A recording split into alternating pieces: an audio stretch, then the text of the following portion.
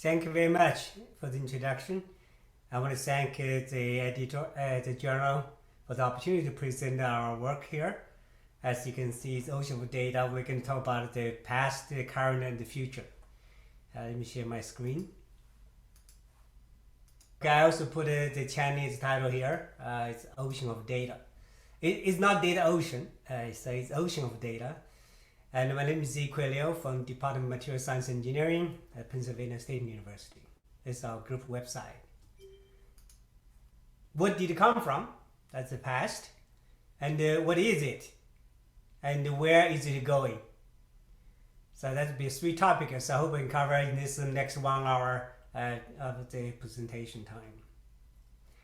And yes, I think it was the day before yesterday I talked about the thermodynamics and the entropy stuff. It talks about 150 years of thermodynamics. Of course, we have since before that, but today most of the thermodynamics we work with are derived by Gibbs. We call it classical thermodynamics, was 1870s, and also in about 1900, and he derived the classical statistical mechanics. And after that, we have quantum mechanics or quantum thermodynamics, started from the Schrödinger equation and the statistical quantum statistical mechanics and density function theory from 1920s to 1960s. So that's about 90 years since Gibbs derived the combined law. And then, of course, we have non-equilibrium thermodynamics. If you think about irreversible thermodynamics, Onsager and Prigogine formulated them in 1930s and the 50s. And I want to point out that Caffard modeling is actually belongs to a non-equilibrium because it models the property of individual phases as both external and internal variables. In that case, it can go to the non-equilibrium system. Actually, can go to unstable equilibrium like the spinodal decomposition. That was formally formulated by Larry Kaufman in the 1970s. And Max Hiller put this one in a very nice framework with internal processes, including thermodynamics. Okay, so I'm going to talk about the ocean of data. So I have some information about the milestones I'm going to talk in this presentation. First one is the material genome. As Robin mentioned that I coined the term in 2002. It's inspired by the CAFAT and the Human Genome Project about the building blocks of materials. As we know, as I mentioned, CAFAT models the properties of individual phases. So at that time, I considered individual phases as the building blocks of materials. And then some years later, we realized that that's not enough. Individual phase is not enough. We have to predict the properties of individual phases. We realized that we have to talk about the building blocks of individual phases, and we call the individual configurations. Of course, there are different approaches like Cauchy expansion and the effective Hamiltonian approach, but we found that this one may cover the ground better.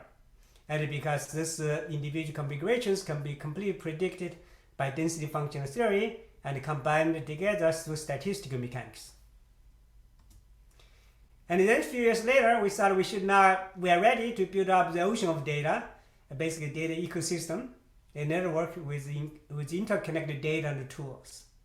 So I hope I will cover 3 topics, and then I point out what's next, what's missing in today's framework of ocean of data.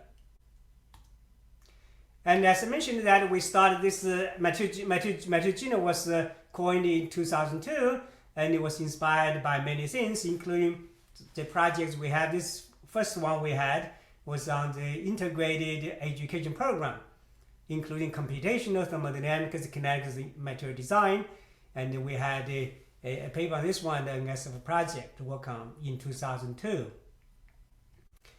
And then we get another project to work on integrated framework for multi-scale material simulation design. That's what the paper 2004, and this project started in 2002. So that's another direction we're moving forward now from the integrating to work on the individual scales and put them together. So 2003 and 2004. And then, as everybody knows, that 2011, the United States started the Material Genome Initiative, and I was asked to write a perspective on the material genome. And on the left side, you see the Chinese version of the paper published 2013, and the right one is the English version 2014. Actually, we wrote English first, and then one of my former students, Bi Chun Zhou, helped me to translate into Chinese. Okay, so you can see here is the catheter method and the multi-scale integration. That's the key of materials genome, starting with individual phases at that time. And then I want to thank J.C. Zhao here. As you can see here, there's two papers invited by J.C. Zhao, and in 2009 and 2018 to celebrate Professor Zhang, later Professor Jin's 70th birthday and 80th birthday. And I really appreciate this kind of opportunities because it forced me to sit down and put those thoughts together. So this is about the integration of first principle calculation with catheter modeling at that time. And then when we got more data, more tools, we're talking about machine learning at 2018. And I want to point out this was from the same journal, which JC was the co-editor of that journal. And then a few years later, we got, actually just only 1 year later, and later Professor Moreau, I got a Gibbs Award. We had a celebration of his award. And he asked me to write a paper on this one. And this is a very interesting paper because actually John and I had a lot of discussions about this paper, about those equations. And I really appreciate his input at that time. Again, you see the general phase equilibrium and diffusion. That's 2019. And then, as you know, that John passed away, and we organized, again, you see JC's everywhere. JC's organizing a special issue in memory of John. Then we wrote another paper on this one, basically presented the entropy theory. We got named suggested by a postdoc during one of my talks in 2021. Again, you see all 4 papers are from journal phase, published in journal phase equilibrium diffusion. I really think this journal is a flagship for our field. And they really have some very nice topics in the journal. Okay, so now what is the ocean of data? It's really about data ecosystem. We talk about theoretical data, prediction, and experimental measurements. Okay. And in the theoretical prediction, we have machine learning, EFT, AMD, and crystal plasticity. That's what we are working on. Of course, there are other data available in the literature by other people. The idea is that this data we call the proto data because the individual data points, and you have to put them together. Different ways to do that, which, as I mentioned, the catheter modeling that we use tools we developed called PyCatheter to develop catheter databases, and then we can use it for design, materials manufacturing, and also the service conditions there. And then you can do data. So the data comes back to the proto data system, and then you can refine the catheter database, then go run again. And when the materials are at the end of their life, and they have to recycle generate more data. Okay, that's very important because a mixture of different things together now. And then those data should go to the proto data and then go to the database again. So that's basically what actually I define the ocean of data. But this is not enough, right? Because it's only one round. You want to go to many rounds. Okay. So it's the ecosystem. It's not just one way. It's a circle. So it comes back and it goes up again. And then I talked with the staff at our college, and they asked her that whether she can help me to put this concept in a really ecosystem way. That's what she came up. She went back and drew this diagram for me. I put it in the paper. The idea is that we have different databases. We have different data repositories in the public space, right? Like OKMD, MP, or other databases, many of them available today. But we also have this a kind of secret data for industry. So one of those data also can be get into it. So also this data, of course, can be directly used. It's called evaporation. They can use that for the material design. But if you put them together, maybe we can do better. Okay. So we put them all together, then we use PyCatheter and generate databases. And then can use material design, produce new materials, get data in this cycle. Okay, so we call this ocean of data. Okay. So let's go back, let's think about how did a human design materials, right? As we all know that the 3H division of the prehistory and protohistory of humanity is Stone Age, that's from raw material, that's not man-made, it took many, many years. And then around the 3500 BC, and we started to make a man-made material. The first one will be Bronze Age. The copper was 12% tin, or 20 to 25%. There are two groups of bronze discovered. And the question is why there's two specific composition range, right? And of course, now we know that today it's because we have this the phase diagram, okay? If you look at the phase diagram, we can see that, right, okay? Because 12% is like a solution. You can go up and get a solution treatment, then you cool down, you get a copper, maybe with a little bit of precipitation. So it's very tough and also has some strength. 20-25%, you can see that is more like a intermetallic based alloy, okay? And it's much tougher, much stronger, but it has less ductility.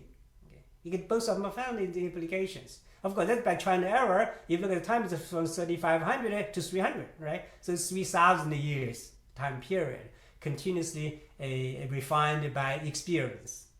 And then we have the Iron Age, is 1200 BC to 800 AD. And then we also know that, of course, that's iron carbon phase diagram. You can see all the phases, particularly the BCC at high temperature, gamma FCC, and BC at low temperature. And they get cementite or graphite, depends how you process it. And it turns out this is much more complex than this diagram. This diagram looks simpler, right? Compared to that diagram, however, this is much more complex, okay? Because it's this solid phase transformation, okay? You can see that, but if you take same alloy, if you air cooled, if you have different grain size, you can see the microstructure so different. Their properties so different, okay? If you take the same alloy, but with the different cooling, with same outside grain size, you can see they're also very different. They have very different properties. So iron carbon diagram seems simpler than the copper tin diagram, but because it has so many different phase transformations, different phases forming, and different microstructures. And of course, they have different crystal structures, similar crystal structures, but different CA ratios and so forth. And you're going to polarize this range. Okay. So it's much more versatile compared to the copper tin phase diagram. Of course, then we got as soon as iron becomes available, then you know that it gradually will develop the industrial revolutions, 1.0 to 3.0. You can see a steam engine, electricity, and the computation. This is a bridge, some of you may know, it's the first cast iron bridge near Birmingham, UK. It was constructed in 1779, 100 years before Gibbs made the combined law. And as you may know, that Gibbs went to Europe and to visit Iran and came back to derive the combined law. And now we're in the industrial 4.0. We have manufacturing and materials 4.0 is about digitization. So that means we're not going to digitization of materials knowledge. So what does that mean? That means that first we're going to manufacture the material. So it's process the materials for multiple properties, and it's control the formation of the phases and the microstructures or morphologies. Okay, that's what we really control. What the phases, the grain size, the different precipitates, the mole fractions, and the particle size, the particle distribution, the particle morphology. So the fundamental thing here is the phase stability. Okay. As I mentioned, that the thermodynamics was derived by Gibbs in a combined law was derived by Gibbs in 1870s. 100 years later, Larry Kaufman digitized the thermodynamics through CAFAD. Okay. Today, 50 years later, CAFAD-based material design is widely used in the community. I can have a couple of examples to show you during this presentation. The idea is that when you look at the material design, you want to have some performance properties. You go back to structures, you go to process, you go to chemistry. The bottom line is, at the end of the chemistry and process and what you control, the structure is what you observe. Then you measure the properties. And if from the simulation point of view, you want to be able to, from thermodynamics going forward, doing kinetics and crystallography and defects and performance. And if you look at this process, we're talking about the individual phases. That's why I thought I should call the material genome building blocks in 2002 to just demonstrate that the CAFAD method really it goes all the way from the thermodynamics to the materials property predictions. So it's truly building blocks of materials. Okay. And I want to show one slide about the combined law of thermodynamics. I'm going to refer to it a lot. And this is the equation for the combined law. I want to mention that Gibbs only had the first three terms. He didn't have the last term because he was interested in equilibrium only. At equilibrium, there's no entropy production, no internal processes at equilibrium. So it's go to zero. And they have Y here represents the potential like temperature, pressure, and mu. And this will be represented by all internal processes one may have in a system. And if we represent the Gibbs energy, then we get switch these two variables. Okay, don't keep these last two variables here. Okay. And this equation, you may have seen different play, but I think it's the best derived by Maas-Hillet in his textbook. What does this mean? Is that Gibbs energy is a function of temperature, pressure, composition, as we usually talk about, but also the internal variables. Okay. So internal variable is very important if you want to describe the evolution of the system. Example of internal variables, we have a lot. For example, non-stable crystal structures, or even just liquid, right? Supercooled liquid. That would be a internal variable because liquid is not stable under the melting temperature. Another example, of course, is BCC copper, because BCC copper forms in the solution between iron and copper. So you have the BCC solution. Copper is in the BCC lattice. Okay, so you must have the BCC copper as the lattice parameter, as the energy term. That was really invented by Larry Kaufman. He called it lattice stability. And the ordering, because we have order and disorder structure like L12, that's important in the nickel-based alloy. You can see have ordering. That's internal derivative. You cannot control from outside completely. And then polarization, internal polarization, magnetic spin, and electric dipole configurations are all internal variables. And the defects. Okay, some of you may know that in Germany there's a big program called the defect phase diagram, because it's part of internal variables, but not external. It's internal variables. All right, so CAFAD modeling really models free energy of individual phases as function of temperature, pressure, composition, and the internal derivative. Okay.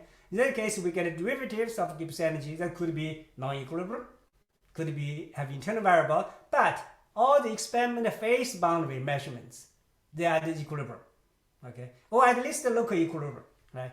So basically, have no driving force there. And in the CAFAD model, you start with pure elements, go to binary, terminal, and multi-component systems. Then, when you get to the database, you can do material design, you can do equilibrium calculation, you can do driving forces. You can do physical chemical properties through first and second derivatives. And that's where I call the material genome database. And CAFAD, as I mentioned, model this one. And you can also model atomic mobility and other properties, and also model interface energies too. I know that, for example, you probably know that Lo Jian at UC San Diego, he's modeling the interface energy structure, use the CAFAD method. And we have a community, as you go to www.cafad.org, you can see that we have annual conference, we have a scholarship, we have a journal. The next CAFAD meeting is in Boston. Hope many of you can come. And we have database and tools.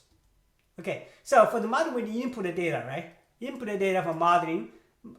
Of course, at the beginning, you start with experiments. You learning by trial and error. That's where I started. Then often it's incomplete knowledge and it's near equilibrium. Okay. And then you can estimate it. Like you need to estimate the BCC copper, right? For energy of BCC copper. So that's what Larry did. He estimated the BCC copper for energy. So it's guided by the knowledge we have. It's the community activities because you have to get the same energy for everybody to use, but it has large uncertainty. It can be a non-equilibrium zone. And then quantum mechanics is based on density function theory. So that's what we started about 20 years ago. It's predictive, but mostly for ground state. And then machine learning, I take many machine learning tools. I'm going to show one of them, one we have to. And the learning by neural networks, that's what we are doing now, many people are doing. It's, again, a lot of time is for the ground state. But I want, of course, now you can go to non-ground states, but it's actually, that's very critical. Okay, so ocean of data from our work, we have the tools and data, and we have data generation. If you click this one, you will see the TK web page, and you can see how you install it, and you can download it and install your computer. This is another one is machine learning system, and this is again is you can download it, and this is to learn the to predict the formation energy at 0 Kelvin. And then we have a very large database which is like you can see here. We have predicted structure and 33,000 structures there. We have close to 4 million structures in the database. It continue to increase. And also I do want to mention that I see Alex Ivanova is here, and he's AT&T generating a lot of SQS data structure, and also it's also in this database too. And we compiled a lot of triple alloy system. We believe it's probably one of the largest one currently available. It's 6,000 data points for the high triple alloy system here. And then we also have some database for cathode modeling. Okay. And we welcome everybody to contribute to update this data. So when we got the data, we have to be able to process data, right? Can be able to do the thermodynamic modeling. So we have an open source PyCathode engine to do the thermodynamic calculations. Again, you can download them. And we have this. This is the inverse process for parameter evaluation. We use this Bayesian analysis for the parameter analysis to get uncertainty quantification, which is developed by our collaborators using the PyCathode and SBay results. To promote this open source tools, there's all our open source tools. We formed the Material Genome Foundation and to give out workshops. As you can see here, just in 2 weeks, if you have not received the email, you can go to materialgenomefoundation.org, the workshop. This is the registration for the online PyCPF workshop. It's going to be given by one of our grad students, Adam Kuryevsky. All right, so this is the tool and data we have. Okay, and this is, as I want to mention, this is our latest work is developing this a machine learning tool to predict the formation energy of any structure at 0 Kelvin. We are working on the predict the free energy. I hope it will be ready very soon. When it's ready, we're going to publish it and put it online for people to access. And in order to material design, we worked with our collaborator, with Professor Wes Reinhardt in our department, and do the CGAN conditional generative adversary network inverse design. This is our first paper published in this journal of Materials Informatics. I want to thank the editor board to select our paper for the award. Thanks. And the idea is really that usually machine learning is forward, right? You give some input, you get some output there, okay? Get results, so to speak. But if you develop a generator, another network, and then can use the property, what you want a property, and get the latent code, then you can generate the chemistry in it. So this is 2021. That's 2 years now. It's supported by the ABAI. We're working now. We have 2 or 3 papers. Should be one submit already. We share with everyone when it's published. Okay. So at current, the ocean data for inverse design is that you have proto data, you have process data, then we do CGAN inverse design, we do synthesis, you do faster synthesis, then do characterization, the data goes back. So this is really circle called data, ocean of data is this ecosystem. Okay. I want to show 2 examples, a couple of examples. As many of you know that in 2014, Apple produced 4 Apple Watches with 4 different materials, and all these materials benefited the CAFA design process. And so it could finish in 2 years from the design to the production.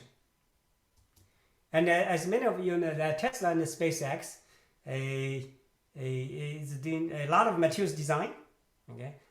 Because they hired Charlie Kuhlman. Charlie Kuhlman was one of the founders of the Questec.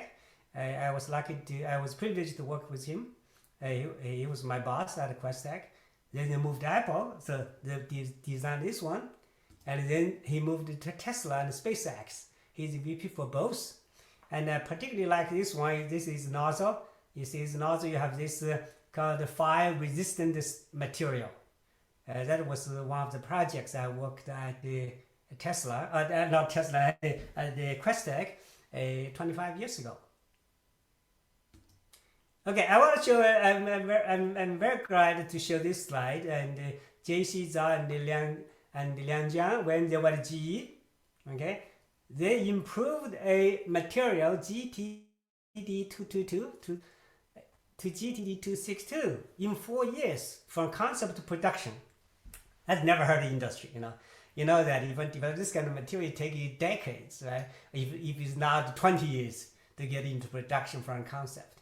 The idea is that, at the end of the design is that the creep strength was double, okay, and the tungsten was replaced by niobium, so it reduced the cost. And the most important thing is that you only test 4 alloys. You know, usually you make tons of alloys. You have the design for experiment, right? You need to do a lot of the experiment trying to value, but it's only 4 alloys. That's just amazing, right? So CAFA calculations was essential to optimize composition, okay? But we have to realize that the CAFA is only one part of the picture, right? You have to get the property models. This is particularly interesting, right? When you do the correlation, if you only correlate with the property with the alloy chemistry, that's not enough, okay? You have to put this phases into it. You have to put the gamma prime volume fraction as one of the feeding parameters, one of the descriptors. You can see the feeding parameters. Now you see that same data with different fitting. You can call it a physical informed, but it has to be based on CAFA calculations. You get the phase fractions. You see the difference, right? It's just a difference, okay? And of course, as you can see said here, that this rapid development in 4 years industry, you have to realize is the first segment market that has helped establishing with GE the credibility of computation alloy design. And this is the turbine blades they made and they put it in the engine.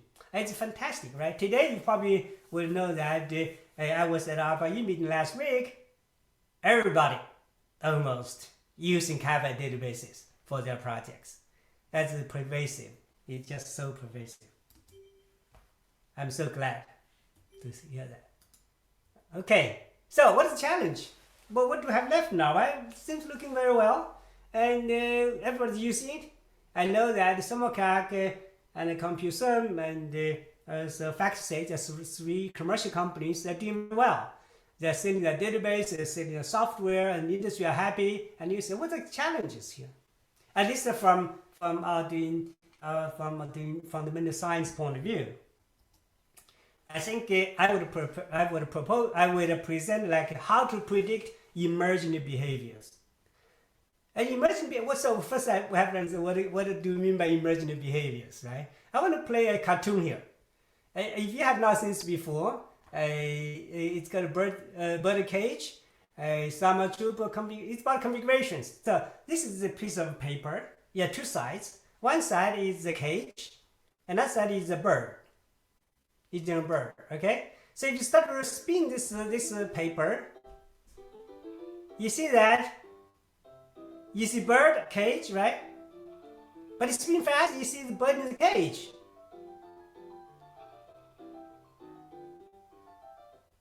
Okay, so that's interesting, right? So you see the configurations.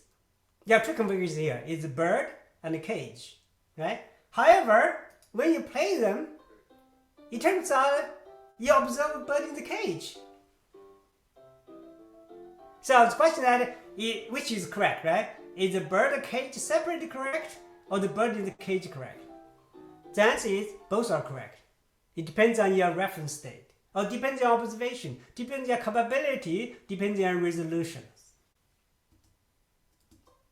Okay, so that's called emergent behavior. Emergent behavior means that, you see, this piece of paper consists of two pictures, right? The bird and the cage. Okay, so bird and cage separate. But if you put them together, spin fast, you get a new behavior. Neither of them have it.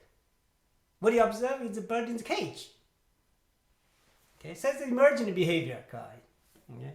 So what imagine we have a lot of them in the literature, for example, water. Okay, so this is the specific volume, basically some expansion. Okay, the volume, you can think about volume. Okay, now you see that we know the temperature decreases, the volume decreases, right? However, when it comes to 4 degrees C, the volume sort of increase again. If you keep a super cold water, it's going to continue to increase. Okay. Another one is this iron 3 platinum INVA. I think JC mentioned it the other day when he was talking about this one. It's INVA alloy was discovered in 1897. Okay. So what is this? Some expansion. Something at 0 Kelvin is 0, and it increases, and then started to increase less, and then it becomes 0, then becomes negative, then become negative, and then increase, become positive, and go to positive again. Okay. And the symbols are from experiment. The line is from our prediction. So I want to show that. So this kind of thing was discovered by accident, right? Serendipitous discovery. Okay. And can it be predicted? Can we use our ocean of data concept to predict this kind of behavior? Okay. Another interesting is about this ferroelectric polarization, electrotitanate. As you can see, if you do X-ray measurements, you add your C-axis, A-axis. That's the lattice parameter. When temperature goes up, from tetragonal low temperature, then become cubic at a high temperature by X-ray. That's perfectly right? Just like you think it's bird and then put in the cage. Something like that. So what it means is that you have the tetragonal with polarization. The titanium atom goes away from the center, or up and down. At a high temperature, it's like titanium stays in the middle. Okay. So that's what the X-ray tells us. However, people did XOF, that means measure local titanium displacement. What did they find? They find the titanium is always a tetragonal position. It never goes to the cubic. Or occasionally, it seems like it may be large error, but it's always tetragonal, right? Average-wise. So it never becomes cubic if you look at individual titanium atoms. So just like the cage, right? If you look at individual side, if you're fast enough, look at individual side, it's cage and the bird separate. But if you don't look fast enough, you see the bird in the cage. Again, as I mentioned, both are correct, right? Same thing with polarization. If you look at the X-ray and the neutron, polarization goes to 0, but that's macroscopic. But if you look at the individual ones, the polarization is not 0, way above the transition temperature. So what does it mean? How do we understand this one? Let's think again, go to the bird and the cage, right? We have two configurations. Probability is 50-50. Okay, so you can do the probability. That's how the statistical mechanics. The entropy of the system is the probability of configurations times log of probability and the summation. And that's called top down. You look from the outside, look inside, right? Top down. However, if each of them configuration has its own entropy, and then total entropy should be summation of the between the configurations and the inside the configuration, right? And then we can go all the way down to the electron level. Then we can predict by DFT, so we can bottom up approach. If we put the bottom up and top down together, basically this equation, then we call it entropy.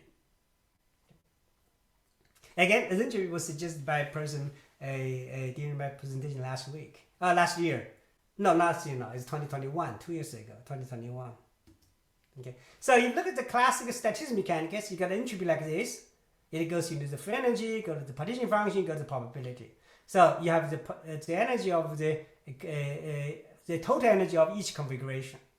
But if you look at entropy, because entropy is different, you have the extra term here due to the configuration, due to the entropy of each configuration. Then free energy becomes different, and the partition function becomes different, and the probability becomes different. And however, if SK equals 0, like we call it pure quantum state, these two are identical. But in the reality, we do not have a pure quantum state. Except in today's quantum computing, people trying to do the pure quantum state. So let's go back to this one. So let's think about this bird in the. We have two configurations in the bird cage case, but in the magnetic case we have a lot of configurations, right? We can take all kind of different spin up and spin down configurations. So if we had, that depends on how many ion atoms we have. So if we have 9 ion atoms, that means 9 plus 3, that means we have 12 atoms, supercell. We have 5 to 12 spin configurations. But because of symmetry, we only have 37 of them and unique. So when calculate the zero Kelvin energy, important notice that the metastable configurations, they all have smaller volume than the ground state. Okay. Then we calculate the free energy of all of them. We find that the ground state is always stable at all temperatures. What does that mean? That means if you look at the free energy, there should be no transition because the ground state is stable. Okay. However, the difference between the free energy decreases, so you get divided by kBT, so you get a population increase. Okay, very low temperature of 100% the ferromagnetic state. Okay, but a high temperature, when temperature increases, probability of other configurations become non-zero. At a certain temperature, even though this one still has lowest energy, ground state, and the population becomes less than 50%, so you lose the majority. So you cannot percolate in the system anymore. Okay, then the system becomes different now, right? Okay, so if you take it as 50% as transition temperature, we can predict transition temperature around here. Okay, then we also calculate the magnetization, overall magnetization. Then we calculate the phase diagram, temperature, pressure, phase diagram. Even more important, and again, these are the experiment data points, and the lines from prediction. The red circle here is the critical point. Critical point is the singularity where the system diverges. Now, if you change the pressure to volume, because they're conjugate variable, now you can see the divergence is much clearer here. So each line here is a fixed pressure, so the volume is a function of temperature. The derivative is some expansion. So this is the experiment data, as it shows that, as we see that the volume is increased first, and then starts to increase less, then start to decrease, then start to increase again. So you have zero-sum expansion at the two ends of this one. Now, if you increase pressure, from zero pressure, increase pressure, we move to the critical point. Then the sum expansion becomes minus negative, minus infinite. Okay? That's what singularity divergence happens. Then we can also, turn out we realize we can do the free energy landscape because we can predict the instability, that's unstable, right? So this scheme can predict unstable, instability state. So let's get on to the cerium. Cerium got 3 states only: the non-magnetic, ferromagnetic, antiferromagnetic. We can calculate the free energy. We can calculate the phase diagram. This time the phase diagram is positive slope between TP diagram. Okay, and then we got the positive infinity of some expansion. And more importantly, we can find the energy barrier between two configurations. Okay. So that's naturally we can get this barrier from different. Look at the energy landscape. Okay. So the latest example we did was for the yttrium nickelate, which considered to be a strong correlated material. Okay, and we realized that if we take the free energy to the partition function, we'll predict the 50-50 point at 144 degree, and the experiment measures at 45.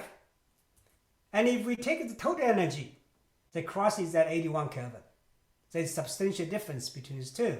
And that means we need to really use the free energy in the partition function. I realized that actually Axel Vanderwaal in his paper, 2 papers, he mentioned this cross-screening of partition function. I think that's actually what we refer here as the entropy. And now we can predict the function of pressure.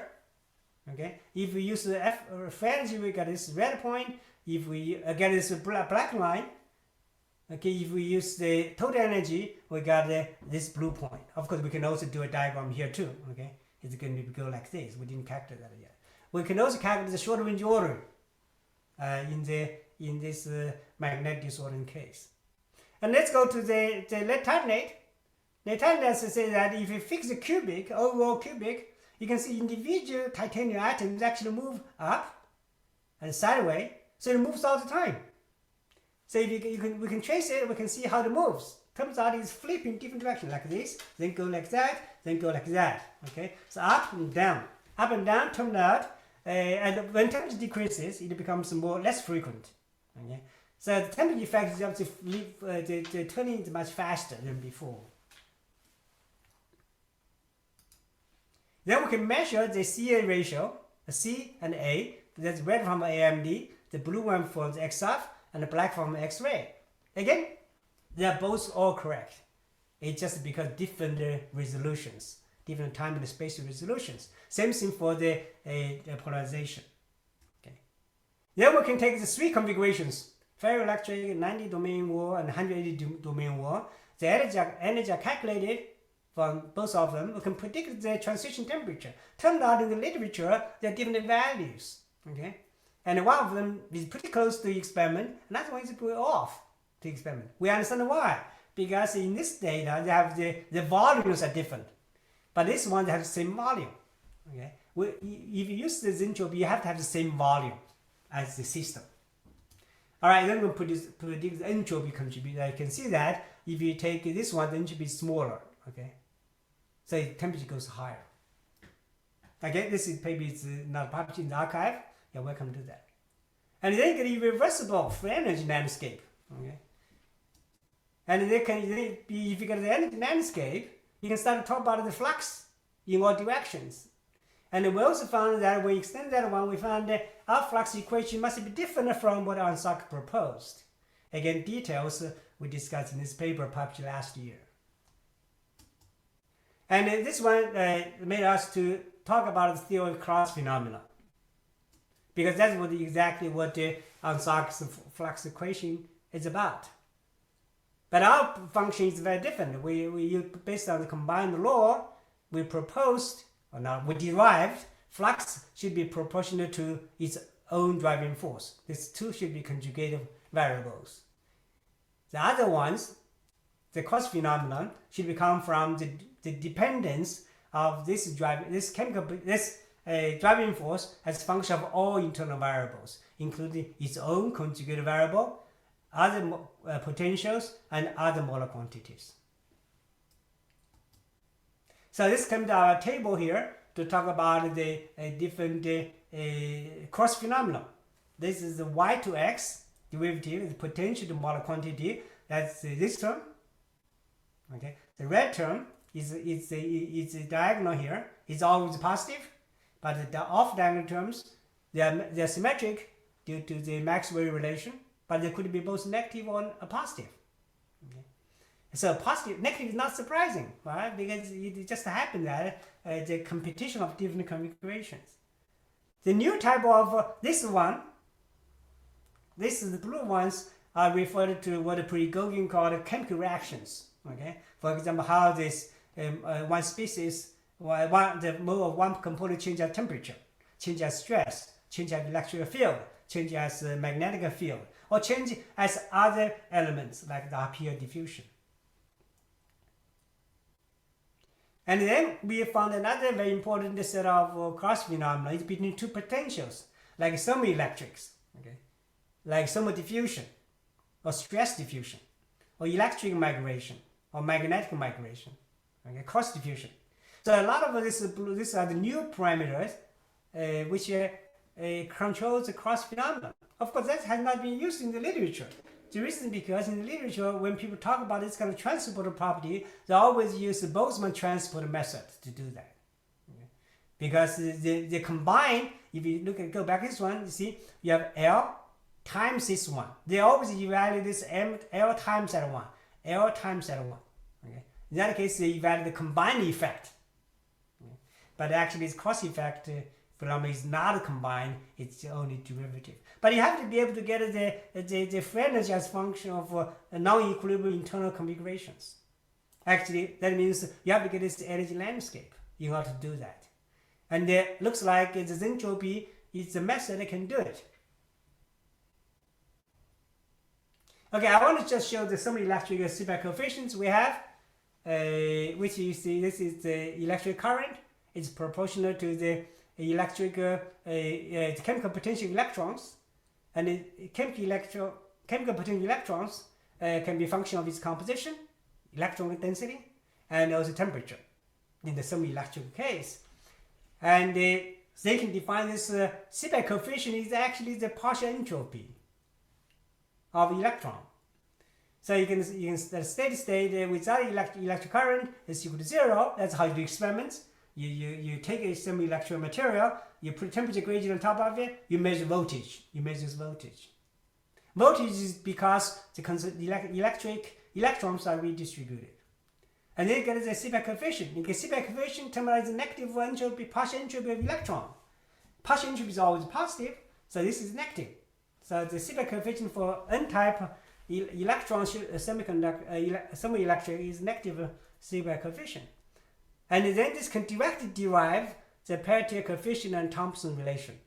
Basically, the ratio of the flux of heat to the flux of electron, because the electron carries the heat.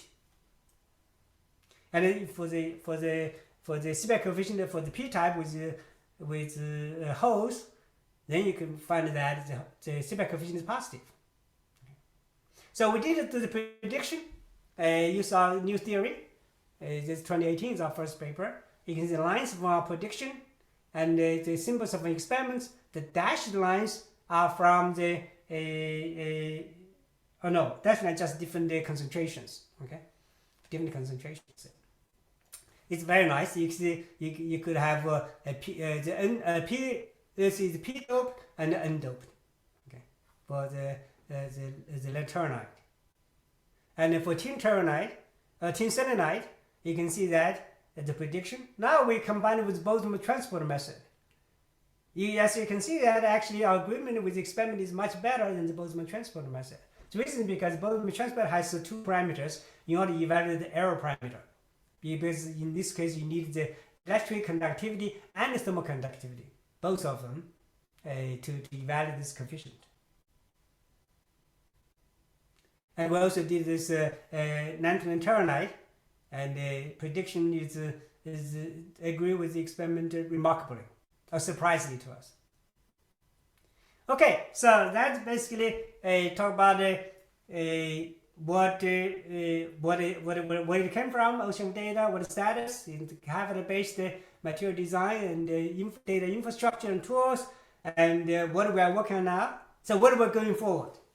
Okay. Again, I want to just share two papers. I have this paper mentioned already.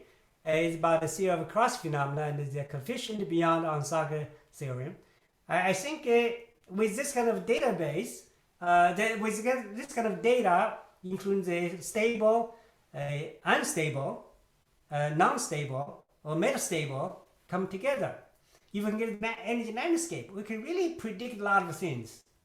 I hope that there will be such big databases be developed. So this blank white space can be filled with data predicted based on DFT. Okay, and then the next thing is that if we have them together, suppose we have them, what else can we do? Okay, so we really have we're working about now is that put them all this together. So we have think about this ocean of data concept. You have different portions of data, right? Okay, so you have quantum, statistics, classical, and reversal experiments put it together. So can we really predict the transformative properties? We think it's possible.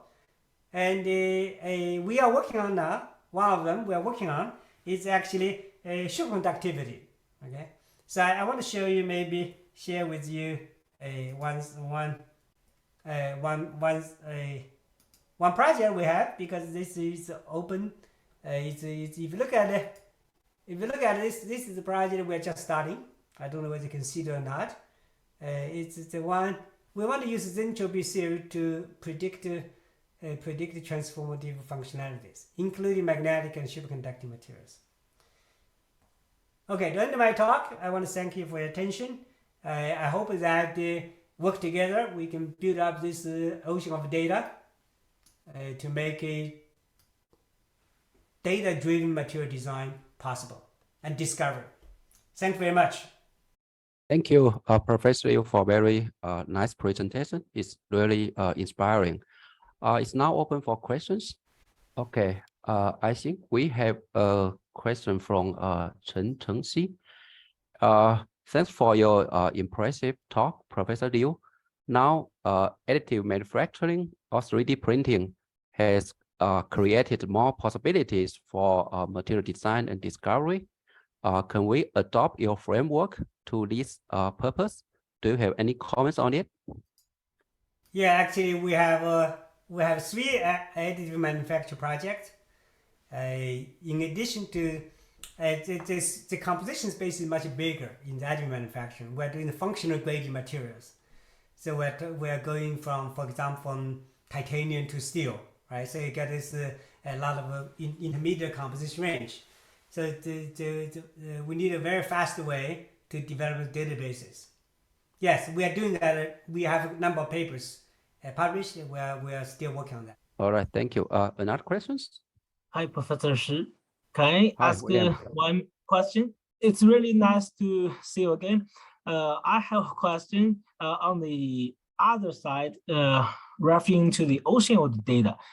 If we want to design the new material, in case we have small data, can you give us some comments on this trend? In my opinion, maybe based on the ocean of data, we can develop the model, algorithm, and design those software. Just now you showed our data side and tools, right? If we have those kind of tools, it's possible to select a very high accuracy small set of data to design those material. Could you please give us some comments? Yeah, that's actually a good question because if you have no data, you cannot design, right? You cannot do design. You have to have data. So the efficient general data is very critical. So what we are trying to do now is that, of course, you can do DFT, but that takes a long time. And as you can see that you need to calculate so many configurations. Okay, so we are now doing is we rely on 2 things. One is the machine learning models. And then the second one we rely on is the surrogate models. So we call it synthetic data. But the synthetic data has to be validated. So then you do in that circle, then we do C-GAN design with data we have, do C-GAN design. Then we get small samples. Then we do the characterization, then go back and refine our model. So it's this kind of circle there to populate your data and refine your model there. But I think the immersive design is the key, in my opinion, because otherwise your space will be too big. I have a question. Yes. Hi, Dr. Liu. Thank you very much. It's been a pleasure to listen to your talk with a lot of new ideas.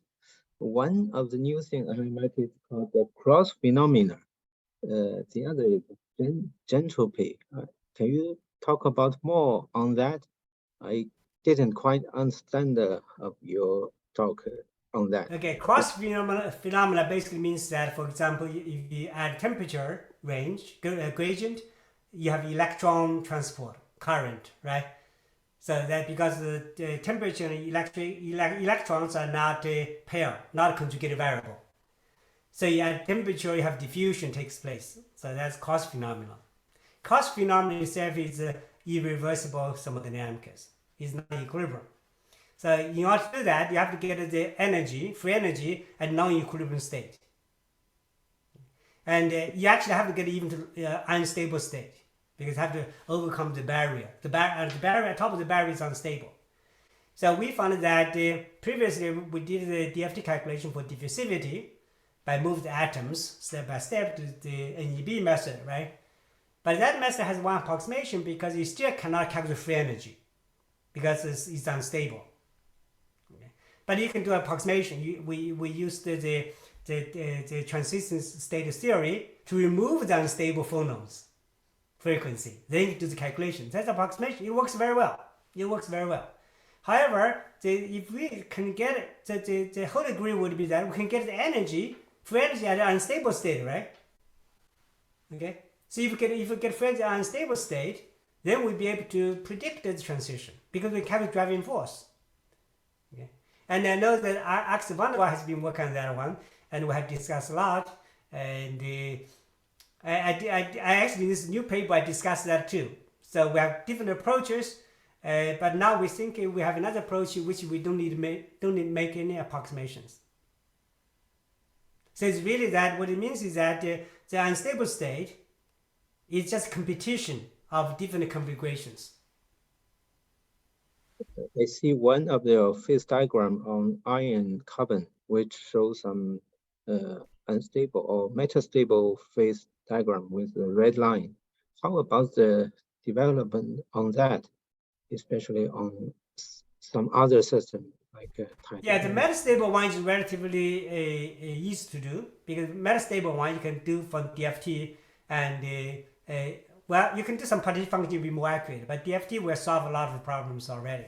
Not for magnetic. If for magnetic, you have to. I think you have to do the either classic expansion or the with spin classic expansion. Yeah. But for the Zintrube, you can do that. The lesson that, for example, if you look at the iron carbon phase diagram, we have this unstable multicyclic transition. Okay, so multicyclic transition could be involved with instability. Okay, so if you do that one, that means if you talk about instability or close instability, the existing method will not work unless you do this entropy, in my opinion. So the entropy is extremely powerful when you reach to the unstable regime, which happens in all transitions. All transitions you have to go through the unstable state. Thank you very much. Very interesting. Yeah, I would be more than happy to discuss in detail further on this one because I think that's the future. Great. Have you a chance to come to China or Shenyang? Well, when there's no restriction, I will start to travel. Good. Welcome to Shenyang. Okay, thank you. Thank you. I think there's a comment from the audience. I suppose it's Suichi Iwata. He said, thank you very much for your inspiring lecture. I learned from you the difference between ocean and constellation. Any other questions? Thank you, Suchi.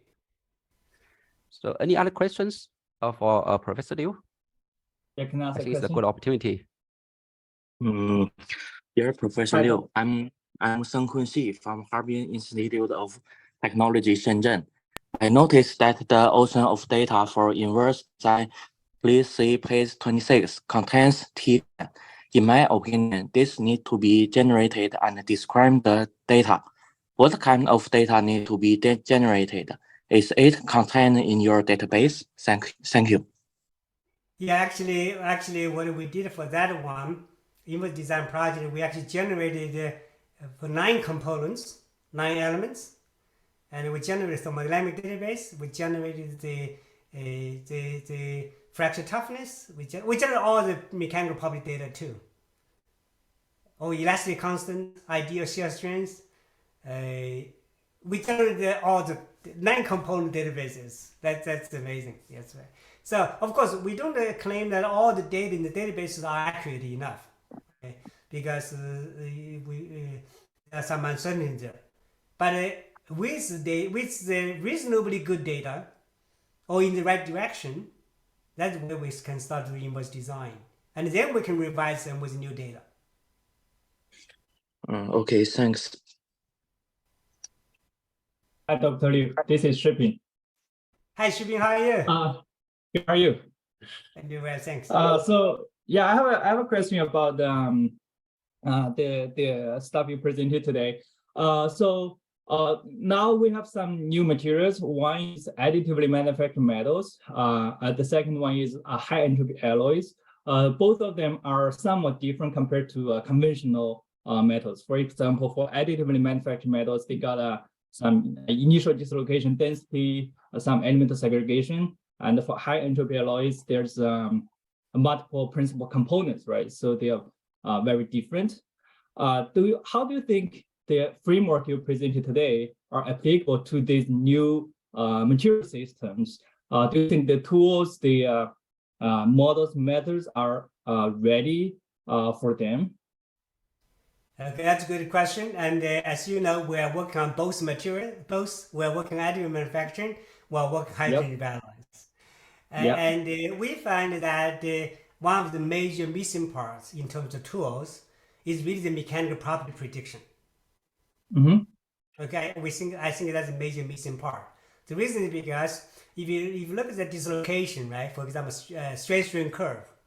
Today there are a lot of approximations. You can do the crystal plasticity FEM, use the equation, use the Harding equation, or you can do the dislocation density as a parameter, or you can do the DED, individual dislocations, right? But there's no framework, there's no database established yet. So, for example, can we establish the free energy as function of dislocation density?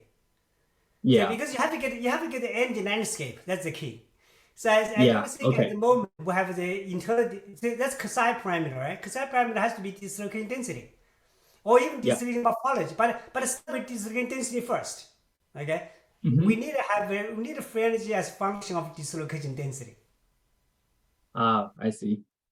Then you have this energy landscape. They can talk about the evolution. Okay. And you can add the dislocation morphology, right? You got the cells, you got the pi up at the second stage. But we even don't have dislocation density in the model. I think Luckman has in his paper talking about this dislocation density as the internal variable of the free energy. I think that's the direction we should go, in my opinion. I see. So data is the key here. Yeah, that's the way I think that's the next step, in my opinion. Because you need the free energy as function of, need the free energy landscape as function of internal variables. One of them would be dislocation density. I see. Yeah, got it. Thank you. Thank you. Any other questions from the audience? Professor, maybe I can ask the last question. So you talk about the internal process and the entropy associated with it. And you also give us some example about the internal variables. Can you also give us some example about the internal process? Internal process is like you have all this direct process like electric current. So it's a flow of all the molar quantities, right? Diffusion and the electric current and the volume flow. That's the fluid dynamics. Then, of course, the most interesting one is not a lot of them. Most interesting are the cross phenomena, right? Okay. So cross phenomena are the most interesting ones. That's what we're trying to control. We want to have this cross phenomena coefficient as big as possible. That's what our stream for. But we know where the biggest. Their values are highest at the critical point because the divergence is there. Okay. Gotcha. So divergence is the highest value for this cross phenomenon. But we don't want that. We want to control them, right? We don't want to be infinite because that's bad for the system. So we want to be controlled. We can tailor it. So be able to tailor this cross phenomenon. I think that's what I put in my last slide where we're going. I think that's the future. So predict them before you do experiments. Okay, I will do your paper in more details. I think we have one last question from the audience. I think it's Wubo from Fuzhou University. So he said your presentation is very sophisticated. You mentioned there is also a database based on SQS, while SQS perfectly random. Can you comment it how if like far from the practice case due to site preference or atoms on sublattice? That's right. There are a couple of approaches to do that. Of course, Alex Van was here, and is the classic expansion. That's one. You do the pairs, droplets, and go move up there, right? That's the first one. And the second one is that you can do effective Hamiltonian. Okay, actually, the classic expansion is kind of effective Hamiltonian too, and then do the MD or MC simulations. Okay. But in the paper, in the Nico-native paper we published last year, we showed that from the entropy, we can also calculate the short range ordering. SQS is the ideal situation. So you really want to be able to calculate all the way from the ordered to completely disordered. Okay. So that one you can do classic expansion, effect Hamiltonian, and in that paper we demonstrated that you can do the entropy too. The only difference is that the entropy we don't need to fit to effect Hamiltonians, but the challenge is that you need to get all the configurations. Oh, thank you. Okay, thank you. I think one last comment from the audience. He said, Professor, thank you for giving all of us a broader insight into the unstable world. I think that's it. Let's thank the speaker, Professor, again for his fantastic and inspiring presentation. Thanks. I And want to to- thank Axel's comments. I see Axel had a few comments here. Axel, you want to say a few words, Axel? Yes, hi. Well, thank Haven't you seen for many years now, talking Axel. about How are my you? work as well. Thank you to talk about this work as well. It was very interesting. It's a very broad and fast recapitulation of many years of research. It was pretty impressive. Axel and I, we met each other 21 years ago, 2002 or 2001. And that's the first time we met. And I was very inspired by all Axel's work. Yeah, I mean, my career has been constantly propelled forward by what Professor Liu has done. It was really a great positive force in my life, I have to say. Thank you. Thank you. Thank you. Hi, Professor All right, Liu. Okay. Hi, Professor Liu. Hi. Yeah. Nice to meet you online. And we haven't met for several years. And yeah. I'm very interested in what you have done.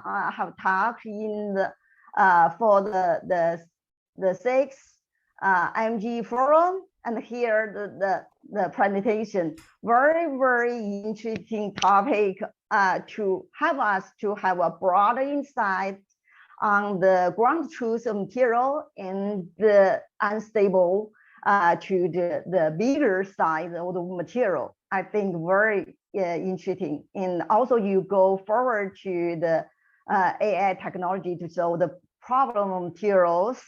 Yeah, very nice ideas. Thank you very much. I hope in the future, yes, now it's free for us to travel here and there, and I hope in the future you can come to and return back to our life. Yeah, to work to join together, have this deeper discussion, and we like that all the teachers and the students can benefit from your discussion. Thank you. Thank you, Professor Liu. Thank you. Yeah, really nice discussion. I think because of time issue, it's already like 10:15 p.m. in Pennsylvania. So I think we don't have any time for further discussion. But let's thank the Professor Liu again. I think to the audience, please stay tuned. We will announce our next speaker pretty soon. All right, thank you all for participating in this webinar. Thank you. Have a nice I day. see you. Thank you, Yinchen, and you have a good day. Thank you very much. Thank you. Bye. Bye. Thank you. Professor Liu, it's already 10 a.m. Beijing time. I think we can get started. All right, dear all, thank you for participating in this webinar organized by Journal of Material Informatics. Today is our great pleasure to have Professor Zikui Liu from Pennsylvania State University, USA, as an invited speaker. I think he will be presenting original data. Before I introduce Professor Zikui Liu, please allow me to introduce the journal briefly. Journal of Materials Informatics, or JMI for short, is an open access journal. It aims to advance and accelerate the path of material discovery, design, and deployment by synergistically combining theory, experiments, computation, and artificial intelligence in a tightly integrated and smart manner. To this end, the journal provides a platform to share and report progress in the field of materials informatics. And the editor-in-chief of this journal is Professor Tongyi Zhang. He is also a fellow of Academy of Science, China. And the executive editor is Professor Xingjin Liu, a Harvard Institute of Shenzhen. And we aim to achieve the first impact factor, which is larger than 4 in this year. And the journal was launched about 18 months ago. And so far we have published about 6 issues. And the submission there well aligned with the scope of the journal are highly welcomed.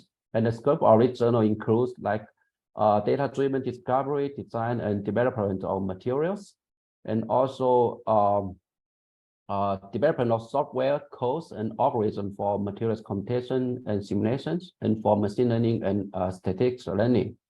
And also high throughput experiment technologies, and also synergistic material research combining theory, experiments, computation, and artificial intelligence. And we have an international editorial board, and we have 31 advisory editors and associates from 7 different countries, including 11 fellows of academic science and engineering in their own country. And we also have 28 youth editors from 6 different countries. In the past year, in 2022, the editorial board selected 3 best papers, and the awards go to Professor Yongdu at Central South University, and also Feng Pan at Peking University at Shenzhen, and also Professor Zhuqiu's group at Penn State University. And all 3 of them can be downloaded for free. And I think there are 4 special issues ongoing, organized by well-known experts. They are guest editors, including like computational modeling, machine learning, and data mining in ferroic materials, organized by Professor Xiang Dongding and also Professor Turbo Ruckman. And data-driven modeling and design of quantum functional materials, and the guest editor is Professor Li Bingyang. And also the theory-assisted developing electrocatalysis. And also the last one is multi-scale modeling of mechanical property of 2D materials. And I think all of them are hot topics, so the submissions are highly welcomed. And we also look forward to your attention. And here are our contact information. Okay, so it's my great pleasure to introduce you today's invited speaker, Professor Zhuqi Liu. He's the Dorothy Pat Enright Professor in the Department of Material Science and Engineering at the Pennsylvania State University. He obtained his bachelor degree from Central South University, China, and master degree from University of Science and Technology, Beijing, also China, and PhD degree from Royal Institute of Technology, or KTH, England. He was a research associate at University of Wisconsin-Madison and a senior scientist at Quest Tech. He has been at the Pennsylvania State University since 1999 and coined the term material genome in 2002. Professor Liu's current research activity are focused on first principle calculations, machine learning, cathode modeling, statistical mechanics, irreversible thermodynamics, and their integration for understanding defects, phase stability, and phase transformations, and designing and tailoring materials chemistry, processing, and property. Professor Liu was the lead author of a textbook on computational thermodynamics of materials, published by Cambridge University Press. He will be presenting also data. So I think without further ado, is your show time, Professor Liu. I will stop sharing.